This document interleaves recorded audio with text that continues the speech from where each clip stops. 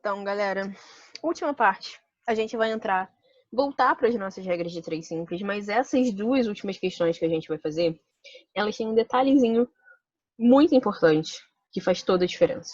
Que é o seguinte, vamos montar essa regra de 3 aqui, ó. Uma equipe de 5 professores. Então, a gente tem 5 professores. Essa equipe gastou 12 dias para corrigir uma determinada quantidade de provas. Considerando a mesma proporção, quantos dias levarão, então, X dias, para 30 professores conseguirem corrigir essas provas, na verdade, essa mesma quantidade de provas. O que acontece aqui? A gente vai com muita fome ao pote quando vê uma questão dessa, e aí sai tacando regra de 3, e aí sai fazendo aquela nossa multiplicação cruzada. Vamos ver o que acontece quando a gente faz essa multiplicação cruzada, que nem a gente fez nas nossas primeiras questões. O que vai acontecer aqui? 5 vezes x igual a 30 vezes 12. X igual a 30 vezes 12 dividido por 5. Isso daqui dá 72, se eu não me engano. Deixa eu só confirmar essa conta para ver se essa conta tá certa. 30 vezes 12 é 360, dividido por 5, 72. Ok. E aí você vai felizão, né? Falar, porra, questão fácil, achei a resposta. 72 dias. E no Enem vocês podem contar com a sorte de que vai ter 72 dias lá nas opções. Vamos parar para analisar isso daqui. Olhar para o contexto. Se 5 professores corrigem uma certa quantidade de provas em 12 dias, faz sentido com 30 professores eu levar 72 dias para corrigir essa mesma quantidade de provas? Como assim? Se eu aumento a quantidade de professores, a tendência é que eu corrija as provas mais rápido. Então eu deveria levar menos dias e não mais dias. E aí a cabeça buga. Porque tu olha para essa resposta, parece que tá tudo certinho, mas a resposta não faz o menor sentido. Dentro do contexto, não faz o menor sentido. Por que quando eu tenho mais professores, eu tenho mais dias para corrigir essas provas? Como assim? Se com 5 professores eu corrigi em 12 dias, o certo seria que com 30 eu corrigisse em menos dias. E aí entra o que a gente conversou sobre grandezas inversamente proporcionais e grandezas diretamente proporcionais. Como vocês repararam, essa resposta aqui está errada. Essa resposta não faz o menor sentido. Por que está errada? Porque essas grandezas, elas são inversamente proporcionais. Olha para cá. Se eu aumento a minha quantidade de professores, se eu tenho mais professores, eu vou levar menos tempo para corrigir as minhas provas. Então, na hora de armar essa nossa regra de 3, eu vou ter que fazer aquela inversão que a gente fez na regra de 3 composta. Posso inverter qualquer uma das duas colunas, tanto faz. Mas aqui posso botar 5 sobre 30. Como aqui é inversamente proporcional, não vai ser 12 sobre x, vai ser x sobre 12. E aí a minha multiplicação cruzada vai ficar diferente. Vai ficar 30 vezes x igual a 5 vezes 12. 30 vezes x igual a 60, x igual a 2. Então, na verdade, se eu tenho 30 professores, eu vou levar 2 dias para corrigir as minhas provas. E aí essa resposta faz mais sentido, né? Se eu estou aumentando a minha quantidade de professores, eu vou precisar de menos tempo para corrigir as minhas provas. E aí sim, agora a nossa resposta está certa. Então, antes de sair fazendo regra de 3, que nem um psicopata, que é o que vocês fazem na prova, vocês pegam e saem tacando regra de 3 em tudo, e já começa que nem toda questão a gente consegue resolver por regra de 3, verifiquem se as grandezas são diretamente proporcionais ou inversamente proporcionais antes de fazer a regra de 3. Isso é uma coisa que ninguém faz. Eu também não faço, de vez em quando eu esqueço.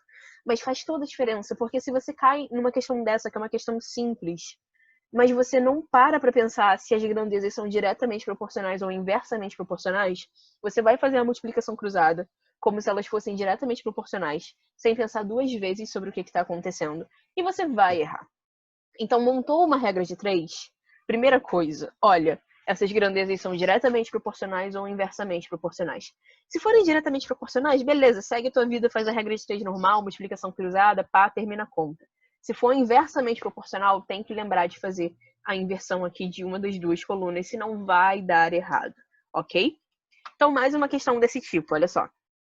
Em uma panificadora, são produzidos 90 pães é ótimo, pães em... Peraí, deixa eu ler com calma. Deixa eu parar de mexer aqui nas cores e ler com calma, que eu tô lendo tudo errado. Em uma panificadora são produzidos 90 pães de 15 gramas cada um. Pronto. Caso queira produzir pães de 10 gramas, quantos iremos obter? Quantos pães, no caso, né?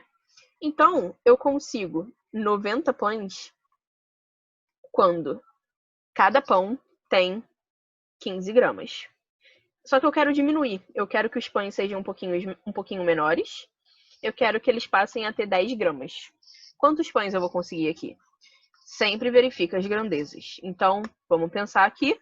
Vocês concordam que se eu aumentar a quantidade de gramas em cada pão, eu vou produzir menos pães com uma mesma quantidade de massa?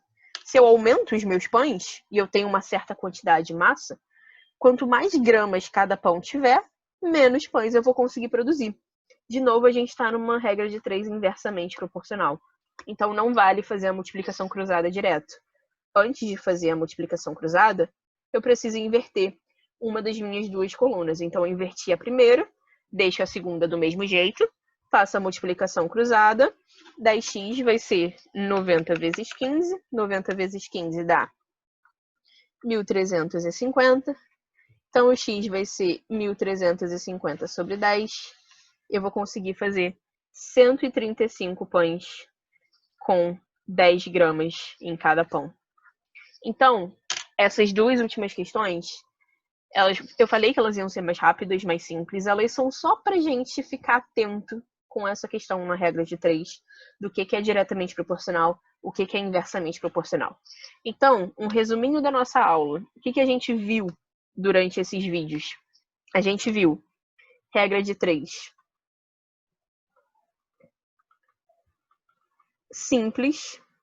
As regras de 3 simples são aquelas que a gente só tem duas colunas, duas grandezas, sendo que elas podem ser diretamente proporcionais ou inversamente proporcionais. Se for diretamente proporcional, faz aquela multiplicaçãozinha cruzada, tá tudo resolvido, tranquilo. Se for inversamente proporcional, tem que lembrar de inverter uma das duas colunas antes de fazer a multiplicação cruzada, senão vai dar errado. E a gente viu as nossas regras de 3 compostas, que são aquelas nossas regras de 3 que tem mais de duas grandezas. Então, são várias colunas. E aí tem que fazer todo aquele procedimento que a gente viu, de fazer a comparação para ver o que é direto, o que é inverso, depois montar aquela igualdade e resolver a equação. Então, com isso, vocês conseguem resolver todas as questões de regra de 3 do Enem, que sempre aparecem. E lembrando também que a gente falou um pouquinho sobre razão, tá?